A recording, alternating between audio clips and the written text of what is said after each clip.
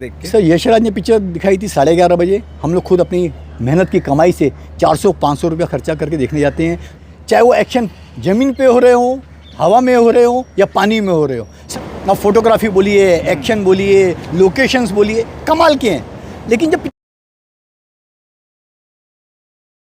Hello one, my name is Digvijay, welcome to Bollywood Premi. दोस्तों, spy universe की सबसे बड़ी पिक्चर, यशराज फिल्म्स की फिल्म पिक्चर वॉर 2 रिलीज़ हो गई है। और आज नरेंद्र गुप्ता जी, हमारे एक्सपर्ट नरेंद्र गुप्ता जी आए हैं गेटी गैलेक्सी पे। ये सिनेमा का मंदिर कहा जाता है सर, गेटी गैलेक्सी, वहाँ आए sir. Thank you so much always a pleasure for coming here, सबसे पहले तो। And thank you so much firstly for giving your precious time. Always a pleasure to be associate with Bollywood Premi sir. Thank you sir. Unfortunately Rajiv sir नहीं आ पाए जी, out of station थे। Planning थी कि साथ में आए, इतनी बड़ी फिल्म है स्पाई यूनिवर्स की, यशराज की। अनफॉर्चुनेटली चलो मैं छोटा सा रिव्यू मैं कर देता हूँ फिल्म के बारे में। बस ऐसा मैसेज किया था कि now going for war, now going for coolie, लेकिन उनका रिव्यू अभी तक आया नहीं है। लेकिन सर से जान के लेंगे, नरेंद्र जी से, कि उनको फिल्म कैसे लगी वॉर 2। सर, वॉर 2 बेहद घटिया, बेहुदा, टॉर्चर, जो भी शब्दों का इस्तेमाल किया जाए ना, ये वो फिल्म है। यशराज की सबसे महंगी स्पाई यूनिवर्स की फिल्म, ये छठी फिल्म है उनकी। 400 करोड़ की महंगी लागत से बनाई है फिल्म, 2 कौड़ी की है। 2 शब्द में बोलूँ तो फिल्म में डेफिनेटली कुछ प्लस पॉइंट हैं। एक ऋतिक का स्क्रीन प्रेजेंस ज़बरदस्त है, अच्छी एंट्री है उनकी। पहली बार हिंदी फिल्मों में आप देख सकेंगे जूनियर एनटीआर को बतौर विलेन। कियारा अडानी की बिकनी हॉट है एकदम। Oh my God. हाँ, लोग जो फ्रंट बेंचर्स हैं खुश हो जाएंगे उसके ग्लैमर अवतार में देख के। सबसे बड़ी है फ्रेंचाइज वैल्यू की कीमत सर। वॉर 1 जो 2019 में आई थी, 50 करोड़ की ओपनिंग ली थी।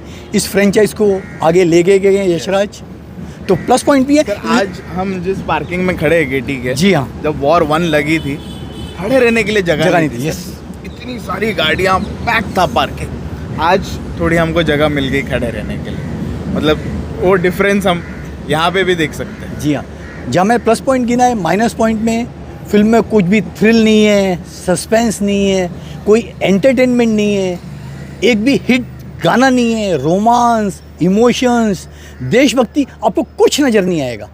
आपको 2 गाने हैं, हिट नहीं है सर। जनाब अली ठीक है, दोनों ठुमक रहे हैं। एनटीआर और आवन, पिक्चर वही आवन होगी और जावन होगी। मंडे के बाद जावन ही होगी सर। 4 दिन की चांदनी है, फिर अंधेरी रात, ये फिल्म से लागू होगा। बहुत ज़्यादा डिसअपॉइंटेड लगा, बहुत ही सर। पिक्चर में कुछ मुझे नजर आया। एक्टिंग सबकी एवरेज थी। डायरेक्शन 2 कौड़ी का, आयन मुखर्जी का। म्यूजिक तो मैं बता चुका हूँ। Outdated story, screenplay, dialogue, सब कुछ लचर। आदित्य चोपड़ा का बाद में बात करते हैं। जो VFX से बहुत ही कमज़ोर दर्जे के। एक्शन कुछ अच्छे थे डेफिनेटली, लेकिन फॉरेन फिल्मों से मारे गए। चाहे वो एक्शन ज़मीन पे हो रहे हो, हवा में हो रहे हो या पानी में हो रहे हो, सब जगह एक्शन दिखा दिया। लेकिन फिल्म से कनेक्ट नहीं कर पाते सर पिक्चर। आप पिक्चर शूट कर रहे हैं, कभी इंडिया, कभी श्रीलंका, कभी स्पेन, कभी जर्मनी। अरे चल क्या रहा है, आपको कंफ्यूज हो जाएगा सर, स्टोरी है कहाँ पर। कभी एक सीन दिल्ली दिखा दिया, कभी एक UK दिखा दिया, कभी जर्मनी दिखा दिया। 2 कौड़ी की स्टोरी, स्क्रीन प्ले, डायलॉग। बात करते हैं एक्टिंग की, ऋतिक रोशन की। जी, जबरदस्त स्क्रीन, गॉड ऑफ बॉलीवुड बोलते हैं। अच्छा स्क्रीन प्रेजेंस है, कुछ जगह अच्छे लगे, लेकिन एक्टिंग में उन्होंने वाकई डिसअपॉइंट किया। ये फ्लॉप फिल्मों की हैट्रिक है। पता नहीं क्यों फिल्म साइन की उन्होंने। 25 साल से फिल्म इंडस्ट्री में है। उनके डैडी इतने बड़े राइटर, डायरेक्टर, प्रोड्यूसर हैं, राकेश रोशन जी। क्यों गाइड नहीं किया ऐसी ऊट पटांग फिल्म साइन करने से पहले? खाली यशराज की नाच रहे थे गाने पे, हमने जब देखा, हमने बोला था क्यों नाच रहे हैं। यशराज प्रमोट नहीं कर रही थी, बापी नाचने को लग गया, तो ऋतिक ने डिसअपॉइंट किया। वहीं यहाँ जूनियर एनटीआर की बात करता हूँ। RR से अच्छा खासा नाम कमाया था। उनको भी इंडस्ट्री में 25 साल हो गए हैं। दोनों को 25 देखा तो 50 साल का तजुर्बा है कंबाइन देखा जाए तो। क्यों सिलेक्ट की जूनियर एनटीआर ने ऐसी फिल्म बतौर विलेन? सपाट एक्टिंग, सपाट चेहरा, कुछ नहीं। आपको जरा भी हमदर्दी नहीं होगी उनके कैरेक्टर से। बतौर हीरो भी नजर आए आपको क्लाइमैक्स में। सेम कियारा अडवाणी क्या कर रही हैं 3 सीन के अंदर? खाली उन्होंने अपनी बिकनी दिखा के अपना अंग प्रदर्शन को एक्टिंग समझ लिया है। 2 एक्शन सीन, 2 बिकनी के सीन, खत्म पिक्चर कहानी। और बाकी सपोर्टिंग एक्टर अनिल कपूर और 2 कौड़ी का रोल, आशुतोष राणा निराश करते हैं सर। किसी ने भी मुझे प्रभावित नहीं किया एक्टिंग में, सब एवरेज रहे एक्टिंग में। और सबसे पहले बात करते हैं डायरेक्शन की। आयन मुखर्जी का डायरेक्शन 2 कौड़ी का है, कुछ दम नहीं है, उनको समझ में नहीं आया वो डायरेक्ट कर क्या रहे हैं। क्योंकि जब आदित्य चोपड़ा ने स्टोरी लिखी है जिसमें जरा भी दम नहीं है, क्यों बनाई है पिक्चर? क्योंकि वो रानी मुखर्जी का कजिन है इसीलिए। यशराज से उनको धक्का मार के बाहर कर दिया गया था, ब्रह्मास्त्र फ्लॉप हुई थी इसीलिए कि जो भी पिक्चर है भैया मैं कर लूँ। 400 करोड़ फूट डाले ऐसी बेहुदा पिक्चर बनाने के लिए। सर आयन मुखर्जी को चाहिए वॉलंटरी रिटायरमेंट ले डायरेक्शन से, उनको डायरेक्शन की तमीज़ नहीं है। ये फिल्म देखने के बाद कुछ छोटा मोटा आदमी भी समझ जाएगा भैया उनको डायरेक्शन नहीं आती है। उनको एक्शन फिल्म नहीं बना सकते लेकिन रोमांटिक फिल्म है तो वैसी फिल्में बनाओ जो बना सकते हो, जो चीज़ में आप माहिर हो वो करो, जो चीज़ नहीं आती है क्यों कर रहे हो? ब्रह्मास्त्र ने आपने हाथ जला लिए। और ये फिल्म जो देशभक्ति की बोली जाती है, कौन सी देशभक्ति है? आदित्य चोपड़ा प्रोड्यूसर अच्छे हो सकते हैं। इंडिया फर्स्ट डायलॉग दिया है पूरी पिक्चर में दोनों ने, तो इंडिया लास्ट हो जाएगी अगर ये कोई फिल्म देखेगा तो। मुझे पता है इंडिया फर्स्ट में है क्या इसके अंदर। आपको देशभक्ति का जज्बा जागता है? और जो टीम कली करके बनाई है वो 7 नमूने जो इंचार्ज सर, एक भी चेहरा पहचान वाला नहीं। क्या कर रहे हैं 7 जन मिलके? पूरा इंडिया को डिस्ट्रॉय करना है उनको। चेहरा समझ में नहीं आता, क्या बोल रहे हैं, क्या करवा रहे हैं ऋतिक रोशन से। और फ्रैंकली दोनों को दिखाया गया है कि ऋतिक हीरो है, विलेन जूनियर एनटीआर है, जबकि उल्टा नजर आता है। ऋतिक विलेन नजर आता है, हीरो जूनियर एनटीआर नजर आता है, रॉ का एजेंट है। और क्लाइमैक्स में दोनों मिलके साथ में इंडिया को बचा रहे हैं। क्या बेहुदा स्टोरी स्क्रीन पे है ना। अभी देखिए जब टाइगर बनाई उन्होंने तो इंडिया पाकिस्तान करके बनाई, तो तभी भी हमने क्रिटिसाइज किया था कितने बार इंडिया पाकिस्तान दिखाएंगे। इस बार 2 दोस्तों को लड़ा के और इंडिया को रखा है साथ में। अभी भी सर थोड़ा तो कुछ प्लस पॉइंट नजर आया रहेगा पिक्चर में। जबरदस्ती दोस्ताना दिखा दिया। उनका जो इंटरवल का बचपन का जो 20-25 मिनट का लंबा पकाऊ फुटेज शूट किया है ना, वो 2 कौड़ी का फेंक के कूड़ेदान में डाल देना चाहिए। लेंथ इतनी ज़्यादा है सर।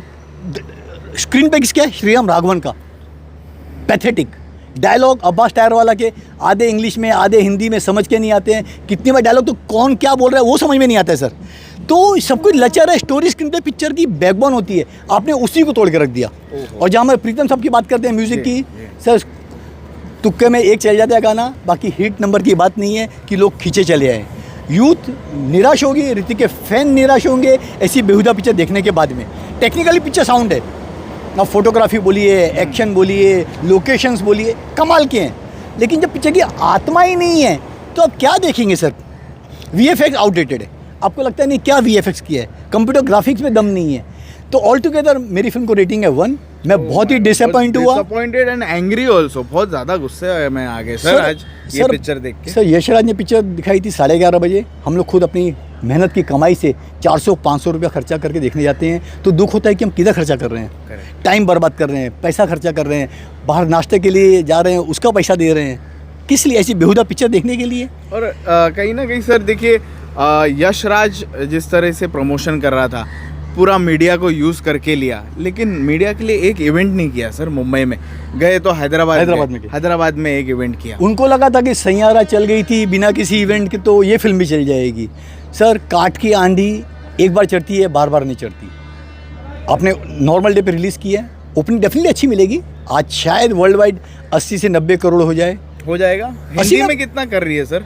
हिंदी में क्या देख रहे हो? 35 तक जाना चाहिए, 35 तक। प्लस तेलुगु का पहली ने 50 किया 50 क्रॉस किया और था। अभी ये आगे सर 35 पे। वो भी ब्लॉक बुकिंग का चक्कर में सर, क्योंकि एडवांस बहुत स्लो मिला था, आपको पता होगा। खाली 20 करोड़ की एडवांस हुई थी तेलुगु और हिंदी मिला के। उसमें हिंदी का 11 करोड़ था और 8 करोड़ के आसपास था तेलुगु इंडस्ट्री का, बाकी छोटे मोटे तमिल बात कर लें तो ओपनिंग बहुत एडवांस ग्रेट नहीं थी सर। और दूसरी बड़ी बात है कि 400 करोड़ का जो बजट है उसको रिकवरी के लिए कम से कम 650-700 करोड़ बिजनेस करेगी ना तो ब्रेक इवन है। ये पिक्चर मंडे दम तोड़ देगी। वर्ड ऑफ माउथ बहुत ही ख़राब होगा, लोग डिसअपॉइंट होंगे। टिकटों के रेट और बढ़ा दिए गए हैं, 2450 की टिकट है सर। अगर आप ऑनलाइन पे बुक करते हैं तो 2500 के ऊपर की एक टिकट जाती है। तो क्यों ऐसा पब्लिक जाएगी? नहीं जाएगी फिल्म देखने, कितना ही बड़ा फैन हो। यशराज वालों ने एग्जिबिटर्स को एक मैसेज सेंड किया है, कहते हैं कि आप हमारी पिक्चर की जो कलेक्शन है आपके थिएटर के थ्रू अंडर रिपोर्ट नहीं कर सकते। हाँ तो 2 लाख का फाइन लगेंगे। हाँ कौन अंडर रिपोर्ट करेगा? कौन करेगा सर? क्या कुछ भी लोग ओवर रिपोर्ट करते हैं दिखाने के अंडर। ये तो बेहुदापन है। खुद भी ओवर रिपोर्ट ही करेंगे ना सर कल से। तो ये फिल्म ना यशराज के बैनर पे कलंक है जी। सैयारा ने आके कुछ बचाया, ये फिल्म ने उसको धो डाला। मुझे नहीं लगता है कि सैयारा का जो कलेक्शन था 550 करोड़ लास्ट टाइम भी कहा था, ये फिल्म उसको छू भी पाएगी। ये अलग बात है कि फेकम फाकी करके आप खींच डालो, फाड़ डालो टिकटे, वो दूसरी बात है। बाकी पिक्चर ने बेहद निराश किया। उम्मीद है कि इसके बाद आदित्य चोपड़ा राइटिंग छोड़ देंगे, आयन मुखर्जी डायरेक्शन छोड़ देंगे, और ऋतिक रोशन जो खुद को बड़ा स्टार समझते हैं, ये फ्लॉप फिल्म की हैट्रिक करने जा रहे हैं। अगर खुदा ना खासा क्रिश 4 बनाने जा रहे हैं तो भैया ढंग की बनाना। सबसे पहले स्टोरी स्क्रीन पे काम करना कि वो ठीक है कि नहीं, पसंद आएगा कि नहीं लोगों को। खाली प्रोजेक्ट फ्रेंचाइज को कैश मत कीजिए। सब फ्रेंचाइज फ्लॉप हो रही हैं, हाउसफुल 4 हो, हाउसफुल 5 हो, रेड 2 हो, चल गई लेकिन फेक चली, फ्लॉप पिक्चर है, क्यों उसको भुना रहे हो? नहीं सर, ढंग की फ्रेंचाइज बनो तो उसकी वैल्यू है। खाली लोगों को फ्रेंचाइज के नाम पे आजकल ना बेवकूफ़ी बनाने का ट्रेंड ज़्यादा चल रहा है। ओके, सुप्रीमली डिसअपॉइंटेड हमारे एक्सपर्ट नरेंद्र जी आफ्टर वॉचिंग वॉर 2 बहुत ऑर्गेनिकली और बहुत ऑनेस्टली अपना एक रिव्यू दिया है।